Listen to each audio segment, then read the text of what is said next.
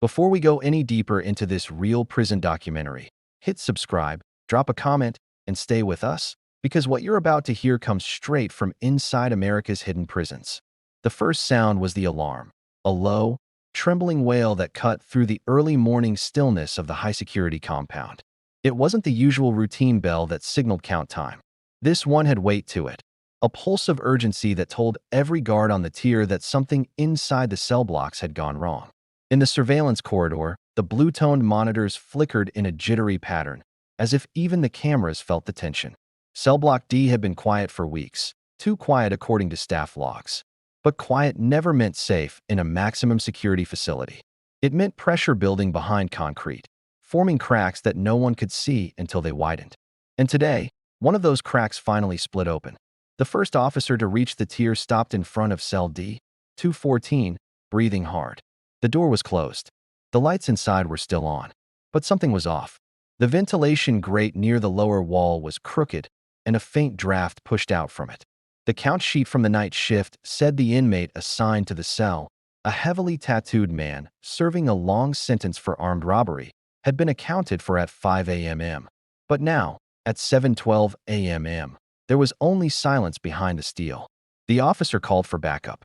When the door slid open with a metallic groan, the truth hit the team all at once. The bunk was empty. The bedsheet was still warm, and beneath the sink, the metal plate covering the maintenance shaft had been pried open. The edges bore marks from a sharpened piece of metal, improvised, deliberate, patient. A real escape attempt.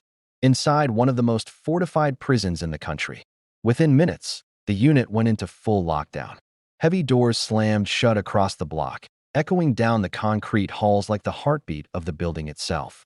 Guards rushed to secure every cell, while inmates with tattoos on their arms, necks, and hands pressed against their door windows to watch the commotion.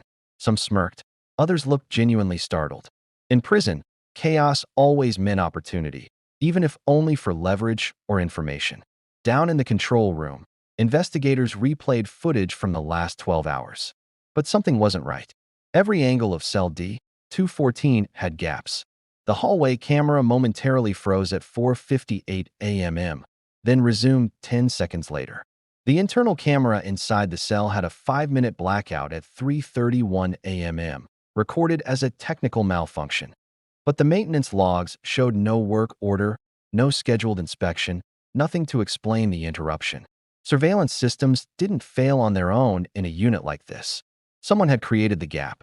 The warden arrived next, his face drawn tight. Not from panic, but from recognition. 3 years earlier, the prison had been cited for internal corruption after contraband was discovered hidden in ventilation shafts. A small group of guards had been implicated in bypassing search protocols. They were transferred out, but the stain remained. And now, an inmate had disappeared into the infrastructure of the facility, using the same network of tunnels meant only for maintenance staff. The warden ordered an immediate internal investigation. Evidence teams swarmed the cell, documenting every scratch, every fiber, every sign of tampering. The sharpened metal tool used to loosen the bolts was missing, but tiny flakes of steel on the floor hinted at where it might have come from. Likely a piece chipped from a bed frame, a method documented in several real U.S. prison escape attempts. Meanwhile, guards swept the maintenance tunnels. The air inside was damp and metallic, carrying the murky smell of old pipes and cold dust. Flashlights cut through the darkness, beams glowing blue in the stale air. The tunnels were narrow, forcing officers to crouch or crawl as they moved deeper. Each echo, each clank of metal, made them tense.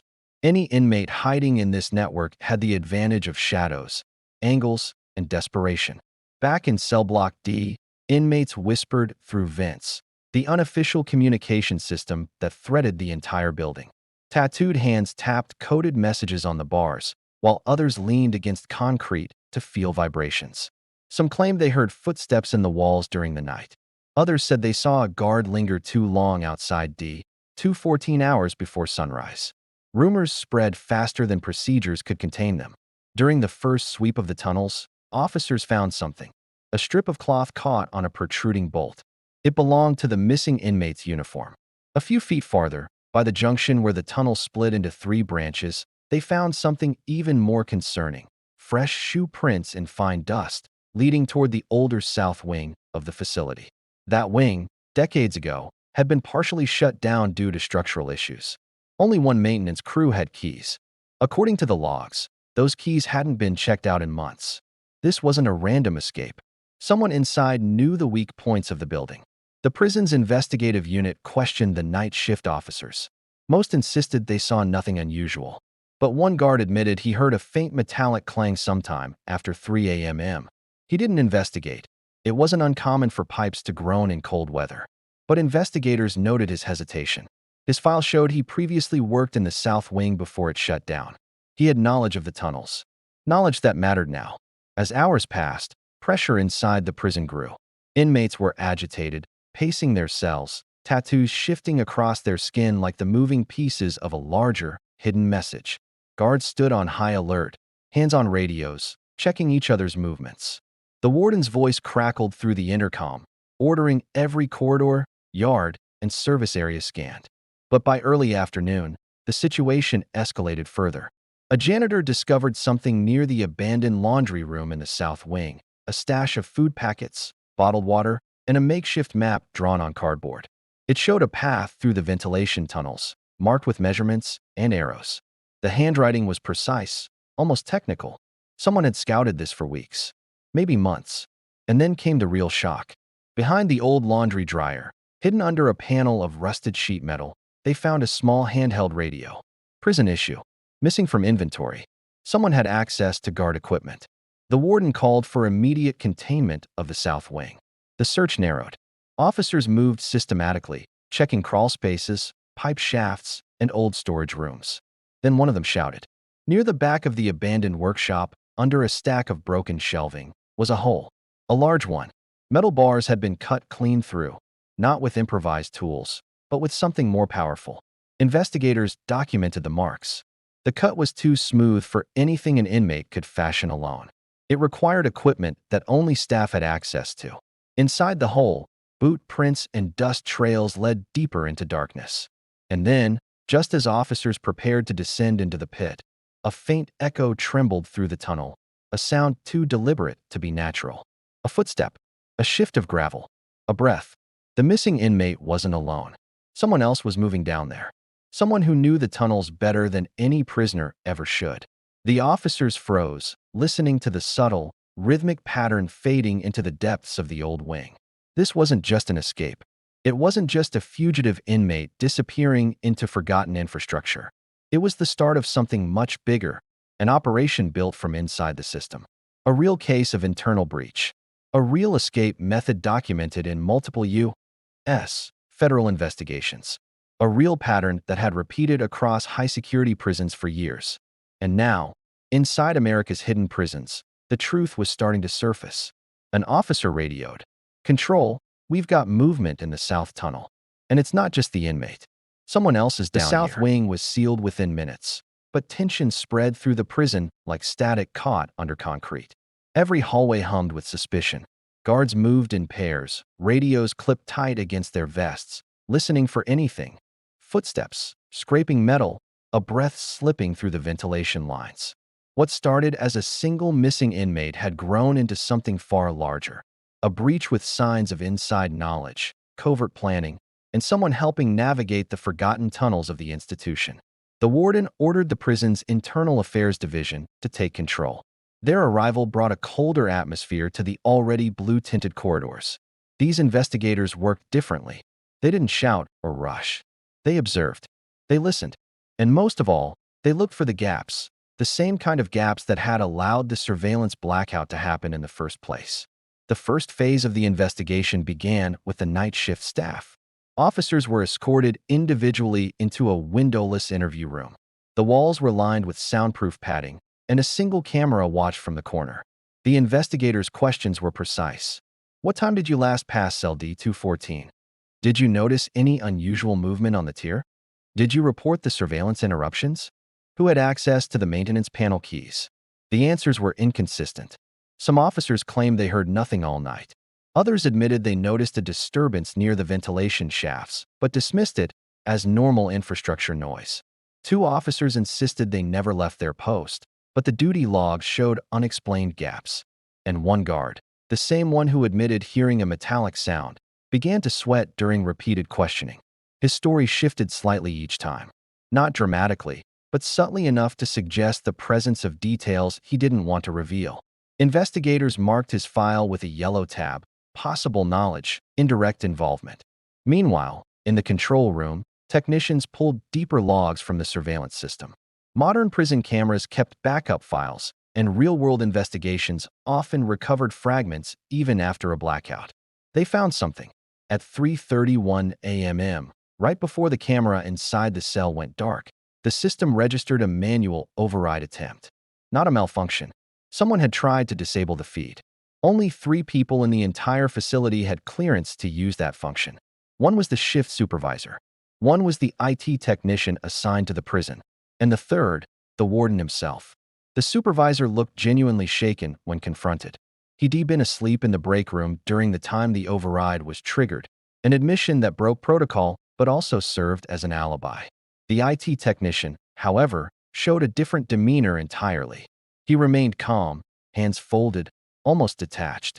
He insisted no override was performed from his terminal, but the logs showed his login signature embedded in the code.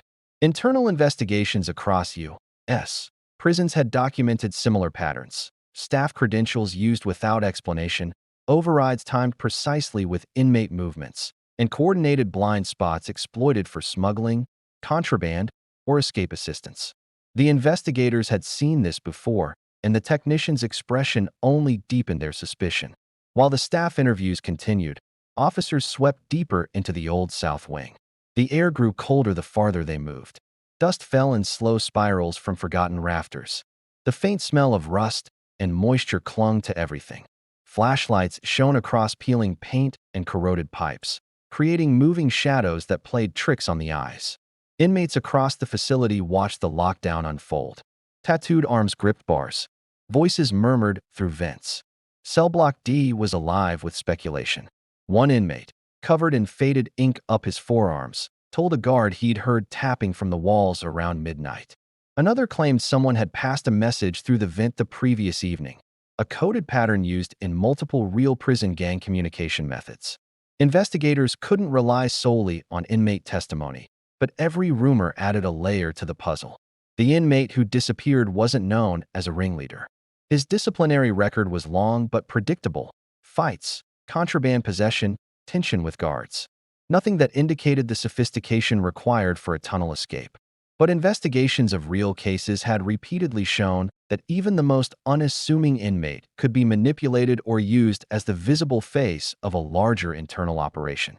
Back in the South Tunnel, officers reached a fork in the path, 3 narrow corridors splitting in different directions. The dust patterns told a story. Only one route showed recent displacement. Boot prints, faint but visible, curved toward the eastern shaft where old heating lines once ran. A lieutenant crouched near the tracks, brushing the dust with his gloved fingers. "These prints," he muttered. "2 different sizes. He's not alone." The idea of a second person, possibly a staff member, moving inside the tunnels created new urgency. If this was an inside operation, it could compromise far more than just one inmate. Investigators documented real cases where staff used abandoned wings to pass contraband, hide illicit communication devices, or create escape pathways. The pattern was chillingly familiar. The deeper the officers moved, the more they found signs of preparation. A discarded glove, a faint chalk marking on a pipe indicating distance, a plastic wrapper torn open and tossed into a corner. Each clue painted a picture of a planned operation, not an impulsive breakout. Meanwhile, the internal affairs team uncovered something unusual in the guard rotation logs. The officer assigned to patrol the South Wing perimeter had swapped shifts the night before. No documented reason, no prior request, no supervisor approval. The swap paired him with an officer he rarely worked with, breaking a rotation pattern that had held steady for months. Cross-referencing those logs with footage revealed that the same officer walked past the maintenance access hatch near cell D, 214 twice during the night, once at 2:47 a.m. and again at 3:29 a.m., just minutes before the surveillance blackout. Yet he claimed in his interview that he never left the control level. The investigator's suspicion intensified. They pulled his prior incident reports and found he had once been reprimanded for failing to secure a storage room, one that later turned out to contain missing tools. Tools similar to the type that could cut through steel bars, just like those found in the South Wing. By early evening, the search team reached a heavy steel door deep in the tunnel system. It had been welded shut years earlier, according to the building's maintenance blueprints. But now, the weld had been cleanly severed. Not chipped, not forced, carefully sliced with a tool that produced smooth metallic edges. Inside was a chamber filled with old machinery, pulleys, rusted generators, cracked flooring. Officers scanned the room in silence until the beam of a flashlight caught something undeniable. A fresh scuff mark on the floor leading toward a ladder descending into the lower levels of the facility. The missing inmate had gone down there, and whoever helped him knew exactly where that ladder led.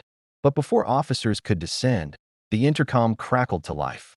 It was the warden, his voice strained. "Stop all movement in the tunnels immediately. We've located a second breach point.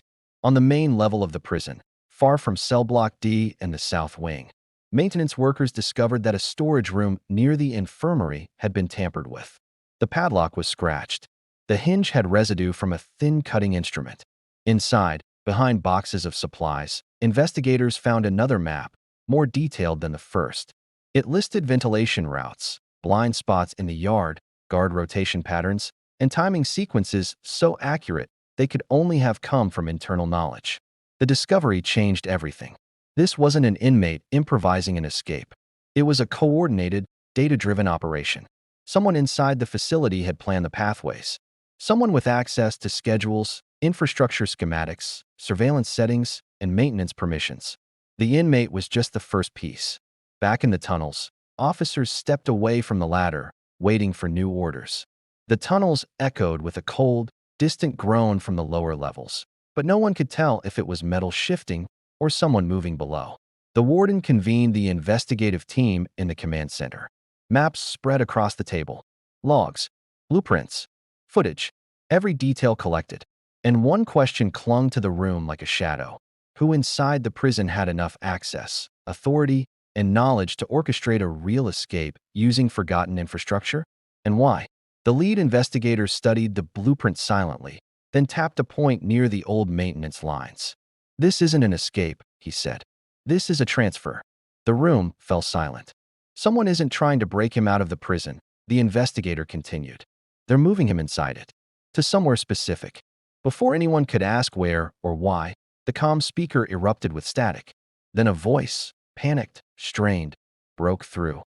"Control, we've got movement in the lower tunnel. And it's not the inmate. Someone is down here cutting the power lines." The crisis had deepened, and whatever was unfolding beneath the prison was only beginning. The power flickered first, just a tremor in the lights above the command center, a faint pulse that made the fluorescent tubes buzz with a nervous stutter. It lasted barely a second, but everyone in the room felt it. In a high-security prison, a power tremor wasn't just a technical problem. It was a warning. The warden's eyes snapped toward the monitoring wall. Panels blinked, screens fluttered, and for a moment the entire South Wing dimmed to a cold blue shadow. Then the emergency grid kicked in and restored partial power. But the fluctuation told the investigators exactly what they feared.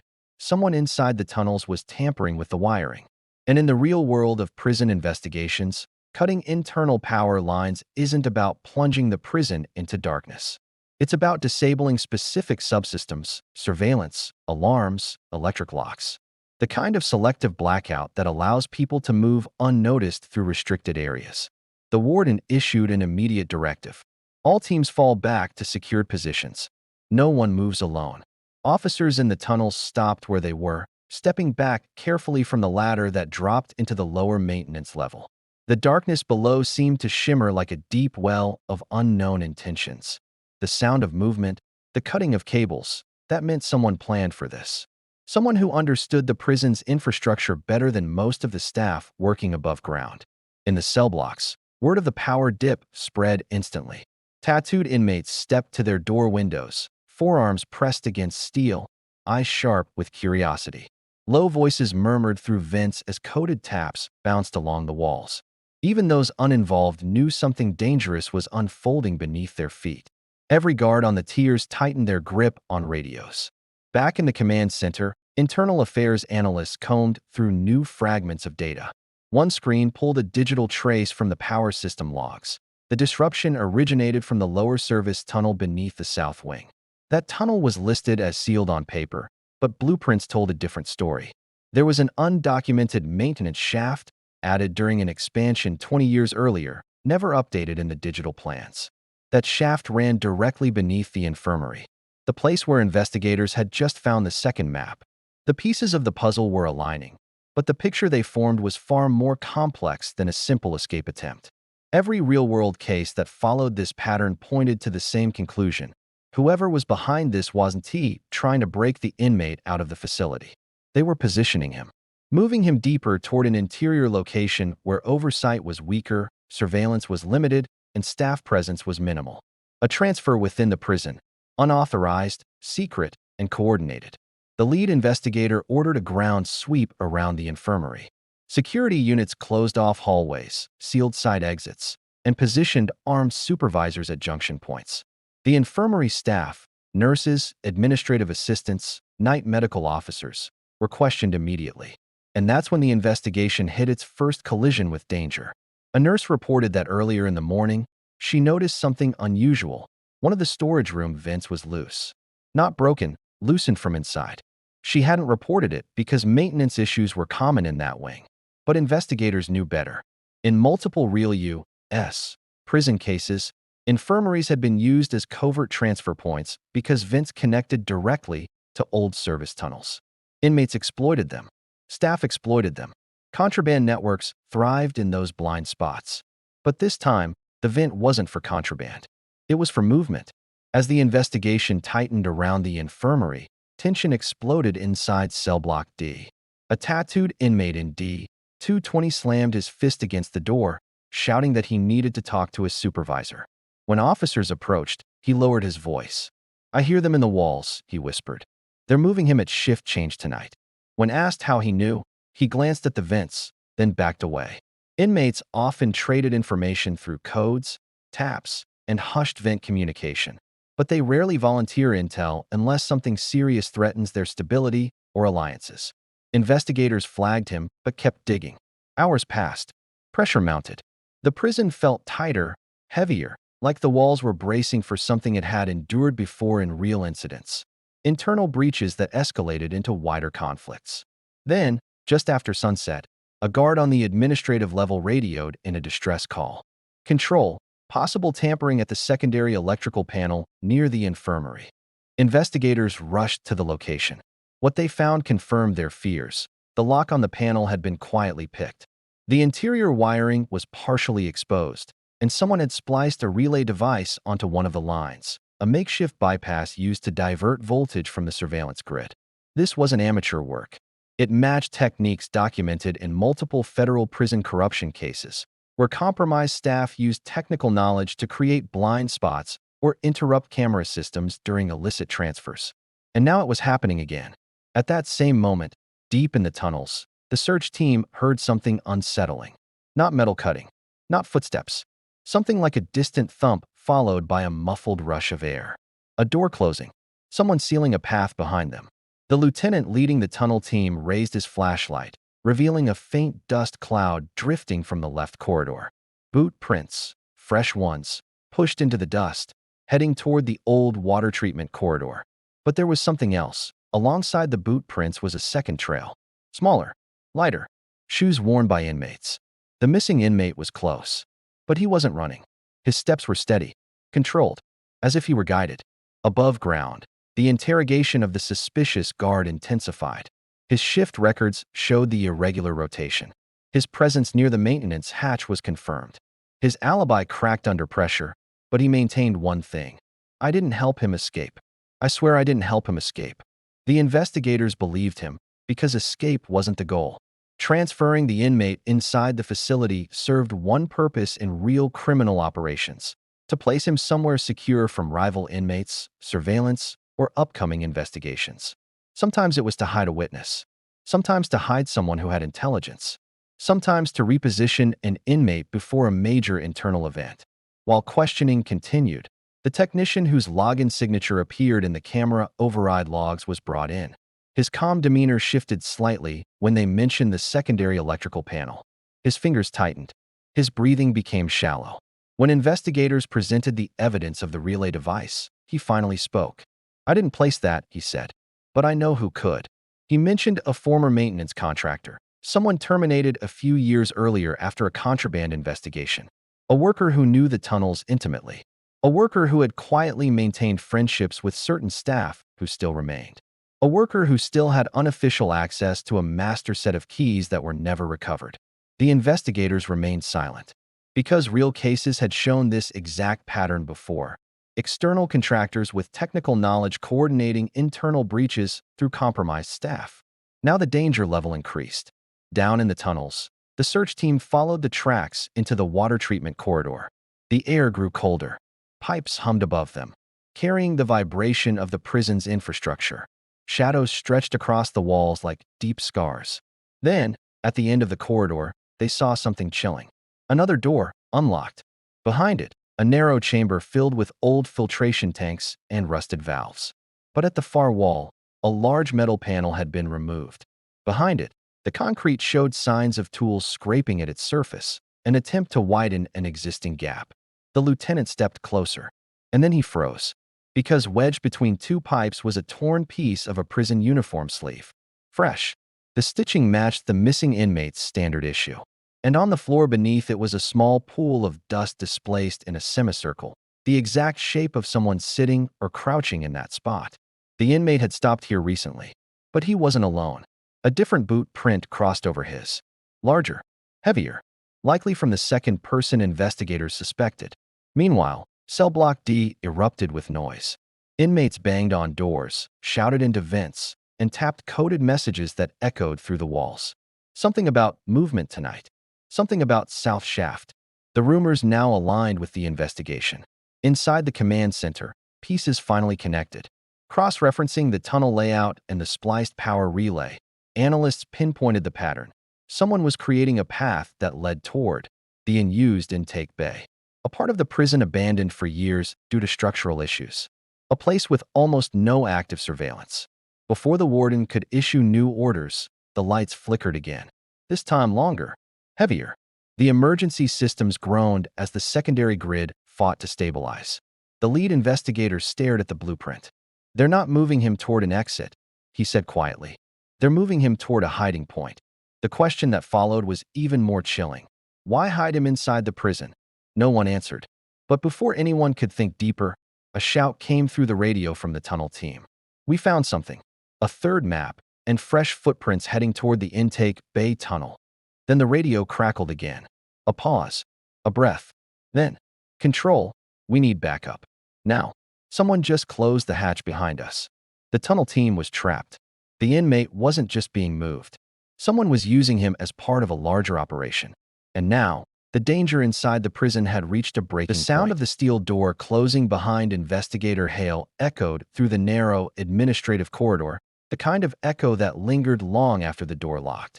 He carried the new surveillance logs under his arm, each page stamped, time-coded, and authenticated. Everything pointed to a truth the prison had tried to bury. Someone inside the staff ranks had assisted the escape attempt, whether knowingly or by turning a blind eye. But Hale couldn't accuse anyone without airtight proof. In a high-security prison where a single wrong call could trigger a lockdown or a retaliation, facts were the only weapon that mattered. He stopped outside the security office. Through the tinted window, a single monitor showed a live feed of Tier C, slow-moving shadows, bunk frames, and the restless shifting of inmates lying awake. Hale entered, nodding at Officer Ramirez, who gave a tired half-salute. Ramirez was young, too young for the kind of pressure that came with a facility like this. His eyes were rimmed red, the overnight shift wearing him down. Hale set the files on the desk and studied the screens, aware that any missing minute, any skipped feed, could be the turning point in the entire case. The internal investigation team had pieced together most of the timeline. The unauthorized door access, the strategic placement of contraband tools, Creek's carefully timed walk across the unit, and the malfunctioning alarm. But none of it explained how Creek, a tattooed inmate with a reputation for patience and cold calculation, knew the guard rotation with such precision. Only staff members had that schedule. Only someone with a badge could access those restricted files. Hale reviewed the interview transcripts again. Officer Dempsey's answers were too polished. Officer Lauren's comments contradicted Ramirez's timeline. And then there was Officer Quinn, nervous, twitching, overly eager to explain the malfunction as a simple glitch. Hale circled Quinn's name twice. It was time to push further. Back in the interview room, Quinn looked smaller than usual, his uniform slightly oversized, his hands fidgeting in his lap. Hale laid out the photos slowly. Images of the unlocked utility panel, the cut wiring, the timestamp linking the disabled alarm to Quinn's assigned watch. Quinn swallowed hard. "You're sure you want to stick to your original statement?" Hale asked calmly, not raising his voice. The tone of a man who already had the truth, just waiting for confirmation. I told you." Quinn muttered, eyes shifting. The panel was already open. "I didn't mess with anything. Someone else must have." Hale slid a new photo across the table. A grainy still from the newly recovered blind spot footage. Quinn, standing near the panel. Not opening it, but watching it. Watching too closely for a man claiming ignorance. "You were monitoring it," Hale said. "Not reporting it." "What?" Quinn's breath caught. "Look, you don't understand what it's like in here. The inmates, some of them talk. Some of them threaten. Some of them offer things. Creek, he's not like the others. He said he had people. Said he knew things about officers, things that could ruin lives outside these walls." Hale leaned in. "Did he threaten you?" Quinn rubbed his palms together, trembling. "Not directly, but he knew my wife's workplace. He knew my daughter's school. I don't know how. Maybe someone leaked it. Maybe he guessed. I panicked. I didn't help him escape. I just didn't stop something I didn't understand." Hale studied him carefully. Fear changed people. Fear twisted their judgment. Quinn may not have been corrupt. He may have simply been cornered. But the investigation wasn't complete. There were more layers. More secrets. And another inmate had just entered the frame. Officer Ramirez rushed into the room with a manila folder. "Hale, you need to see this." Inside were notes recovered from Creek's old cell. Notes written in tiny, compact handwriting. The handwriting of someone who planned every detail. The text referenced a second conspirator, someone Creek called the one with the keys. Someone higher ranked than Quinn. Someone with the authority to override access logs. Hale felt the tension rising. The stakes had changed. Who had master access during Creek's final week? Hale asked. Ramirez hesitated. Only two people, Captain Voss and Lieutenant Merrill. Captain Voss was strict, intimidating, and rarely left his office except during major incidents. Merrill, on the other hand, was always on the move, patrolling, checking panels, running shift briefings. Approachable, calm, respected. But Creek didn't respect anyone, not unless he had leverage. Hale needed confirmation, and surveillance was the only place to get it. He returned to the control room, scanning archived feeds. Hours passed. The prison around him felt colder, tighter, like the facility itself was pressing in. Then he found what he needed. Footage from 2 days before the escape. Lieutenant Merrill walking the corridor with Creek. Not escorting him, speaking to him. Standing too close. Creek's tattooed forearm resting casually on the rail as he leaned in. His posture relaxed, confident. Merrill's eyes darted left and right, ensuring no one was watching. Hale froze the frame. This wasn't fear. This was cooperation. A relationship. A deal. Hale copied the footage and sealed it inside an evidence envelope. His mind moved through the implications. If Merrill was involved, the investigation had touched the core of prison operations. Staff corruption wasn't a small discovery. It was a systemic breach. One wrong move, and the entire facility could erupt. Inmates talk. Officers panic. Rumors travel faster than the truth. As Hale left the control room, the hallway lights flickered, just for a moment, but enough to remind him how fragile everything in this place was. Behind the walls, power wasn't just in the hands of guards or administrators. It shifted, pulsed, and changed depending on who held information. And Creek had held a lot. Now Merrill's name was on the table, and Hale had no choice but to follow the path wherever it led. At the end of the wing, an alarm suddenly beeped. Not a full lockdown, just a tamper alert from the utility room. Hale and Ramirez rushed there, boots pounding the floor. Inside, the utility panel was open again. But this time, a new message was scratched into the metal surface with something sharp. "TWSNT working alone." The words froze Hale in place. Someone else was still active inside the prison. Someone watching the investigation. Someone who now knew Hale was getting too close. And they had just sent their warning. The tension inside the facility had shifted into something quieter but heavier, like the entire place was holding its breath. Staff walked with purpose. Investigators moved through corridors with organized precision, and every corner of the high-security compound felt like part of a much larger puzzle finally coming together. Hale knew the case was nearing its end, but he also understood that the final step would require patience, accuracy, and complete professionalism. The team followed the mapped-out route through the lower administrative tunnels, a part of the prison rarely used except for maintenance. The air was cool with the faint smell of old concrete and machinery. Their flashlights illuminated narrow pipes and dusty walls. No rush, no confrontation, just careful, procedural movement. The focus was on locating the last piece of the internal breach and documenting it properly. Hale's footsteps slowed when he saw a figure near the ventilation grate, a calm, stationary presence.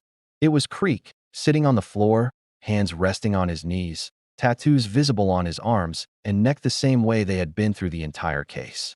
There was no panic, no struggle. Creek simply looked up, aware the investigation had caught up with him and ready to be escorted without difficulty. A few steps behind him stood Lieutenant Merrill, the staff member whose involvement had been uncovered through surveillance review and internal interviews. Merrill remained composed, hands visible, cooperating fully with the investigators. Hale had seen many cases where anxiety and pressure led people to poor decisions, and Merrill's posture reflected someone who no longer wanted to hide the truth. "Thank you for cooperating," Hale said evenly. "We'll continue this process calmly." Merrill nodded, expressing relief more than anything else. Officers documented the scene and recorded the location. Merrill followed instructions without hesitation, showing no attempt to avoid accountability. It was clear from the earlier interviews that he had been influenced by fear, pressure, and uncertainty, factors seen in real-world correctional cases where staff vulnerability becomes a key element. With Merrill fully cooperative, Hale directed his attention to Creek. The inmate remained steady, neither defensive nor disruptive. In many documented cases, inmates engage in strategic movements inside facilities not to escape, but to manage internal risks, concerns about safety, tensions, or misunderstandings with other incarcerated individuals. Creek confirmed this. "It wasn't about escaping," Creek said quietly. "I knew the places no one checks often. I just needed time to stay out of the way until things settled. That's all." Hill took mental note. This matched various real-life patterns seen in U.S. prisons, where inmates sometimes use low-traffic areas to avoid interpersonal tensions or heighten unit conflicts, something often misunderstood by staff until documented properly. What had looked like a planned vanishing act was, in reality, a movement driven by caution and the belief that the system couldn't protect him fast enough. Not an escape attempt, just a decision made under stress. Once Creek was safely escorted back through standard procedures, the investigative team spent the next several hours reviewing logs, updating reports, and organizing the timeline with factual clarity. Merrill cooperated during questioning, clarifying where judgment lapses occurred and helping the warden understand structural weaknesses in the system. His cooperation helped identify where protocols needed reinforcement and where oversight could be improved. By evening, the compound had returned to its normal rhythm. Lights buzzed above the yard, officers completed rotations, and the control room monitors displayed steady activity across all units. Hale stood by the observation window, taking in the quiet. Every case leaves an impact, but this one revealed something larger. Not danger, not conspiracy, but missed communication, human pressure, and system gaps that needed attention. The final report emphasized the importance of consistent communication between staff, improved surveillance coverage for low-traffic utility areas, stronger support structures for officers experiencing personal stress, and clear de-escalation routes for inmates expressing safety concerns. The case became an internal example used in training sessions, a reminder that many incidents inside correctional facilities are driven by misunderstanding, fear, or procedural blind spots rather than direct confrontation or malicious intent. As Hale gathered his files, the blue-toned lights across the compound reflected against the window, stretching in long, quiet lines across concrete and steel. The prison had settled, the investigation had concluded, and the lessons would strengthen future operations. If this real prison case opened your eyes, the next one will take you even deeper. Subscribe so you don't miss it.